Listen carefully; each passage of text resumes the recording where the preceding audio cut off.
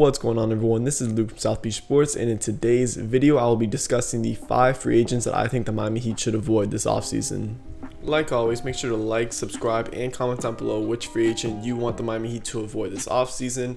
I will also be doing a full-length Miami Heat free agency preview and trade season preview on Friday. So if you have any questions to ask me for this preview, I'll be doing a little Q&A session at the end. Then go ahead and ask me in the comments down below.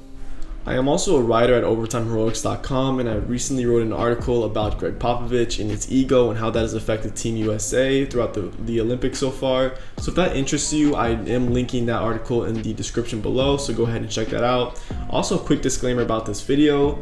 All these players that I will be listing today are very good NBA players who I think would provide a use to another team. I just think whether it's scheme-wise, a fit, or because of contract reasons, that these players wouldn't be the greatest assignments for the Heat. So this first player is pretty controversial to some of you guys because I know I have a lot of pro Lonzo Ball commenters, so I know some of you guys might disagree with this, but I think the Miami Heat should avoid Lonzo Ball this offseason just because I don't think that he really fits this point guard need that a lot of people think that he would fill. Lonzo Ball, in my opinion, is better suited as a secondary playmaker and someone who can work off ball as a catch and shooter rather than a pure playmaker and someone who can initiate the offense, because that's not what Ball is. I think a problem that a lot of basketball fans have is they fail to separate a passer from a playmaker, which are two completely different things. I think Ball is a tremendous passer, especially in transition, but as a playmaker, I do have my questions. We saw from Ball over the course of his career so far that, especially in pick and roll sets, that he has trouble reading defenses at the time, which is a huge thing for point guards. And especially in the Heat's pick and roll heavy offense, I'm not super comfortable with Ball being the main initiator. You also have to factor in the contract that Ball would receive this offseason, which will likely be around $18 to $22 million a year.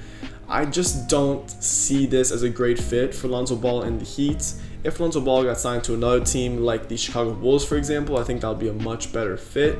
So this isn't really a criticism of Ball, I just don't think the fit is necessarily there. The second player that I think the Heat should avoid this offseason is Lauri Markkanen, who did have a career worst year with the Bulls when it comes to his scoring and rebounding, as he averaged 13.6 points and 5.3 rebounds a game, which for a 7-footer, 5.3 rebounds a game is pretty disappointing. Now, the offensive fit next to Bam would be nice, considering Lauri Markkanen was a 40% three-point shooter last year, and obviously you need someone who can space the floor in the front court next to Bam. But when it comes to his defense and his rebounding, which I mentioned earlier, I just don't see it with Markkanen. He was one of the worst front court defenders in the NBA last year, and especially in the Heat's switch-heavy defense, I think that's a pretty bad fit. Also, given his contract numbers, which would expect to be around, I would say, $14 to $18 million a year for his next deal, I just do not think this is that smart of a contract. Now, this next player, while he's not a bad player in the slightest, would just be an awful fit for the Heat, and that's Kelly Oubre. Oubre did average 15 points and 6 rebounds a game last year to go along with very solid defense, but when factoring in his shooting, which was at 32% from 3 last year, and the lack of need he would fill for the Heat, he really doesn't fill a certain need. It's just a bad fit. Contract-wise, I'm not really too thrilled about Oubre's situation either. He's seeking a contract of $20 million a year, and while I do not think he would get that, I still think a contract of $16 to $18 million a year is still an overpay, especially for a team like the Heat. I mean, just thinking about a wing combination of Jimmy and Kelly Oubre is just not a good fit. They're both non-shooters. And I was really dumbfounded when there was this linking to Oubre and the Heat in early July. It just didn't make any sense. Now, the next player that I want to talk about today is, without a doubt, the best player I've talked about so far, and that's DeMar DeRozan, who had one of the best seasons of his career last year with the Spurs, as he averaged 22 points and 7 assists a game to go along with very solid defense. DeRozan is a sensational mid-range shooter who can drive to the basket at ease. Like I said, he's a good defender. And my only problem with a DeRozan signing to the Heat is just on a fit basis.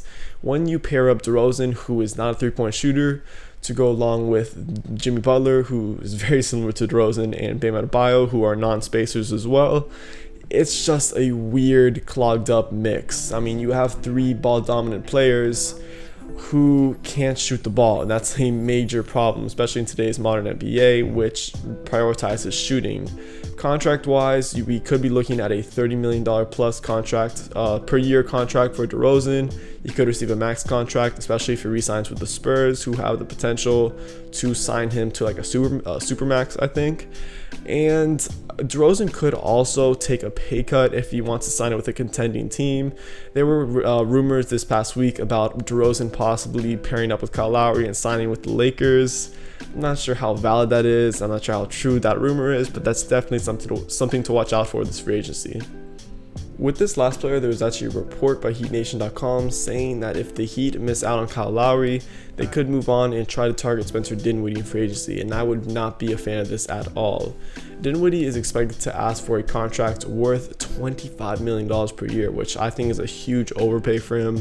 I think given Dinwiddie's accomplishments and abilities, I think he's worth a $18 to $20 million per year contract at most.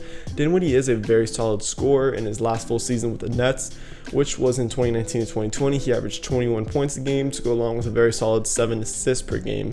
The thing about Dinwiddie though is that he is pretty inefficient. He shot 42% from the field and 31% from 3 in that season. And I'm not super confident with signing Dinwiddie to such a large contract when I think he fits more of a 6-man type role. If Dinwiddie is used as a 6-man, similar to how Jordan Clarkson was used, I think you can really max out his abilities as a very good but inefficient scorer and playmaker. To be completely honest, I'm just not that big of a Spencer Dinwiddie fan. I mean, I think the fit with the Heat and Dinwiddie would be decent.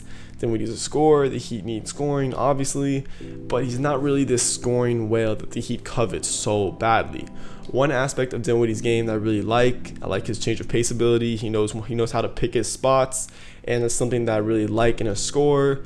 But I'm not that thrilled with the high volume of threes that he tends to take, especially given his low percentage. As like I said, he shot 32% from 3 in that 2019 and 2020 season.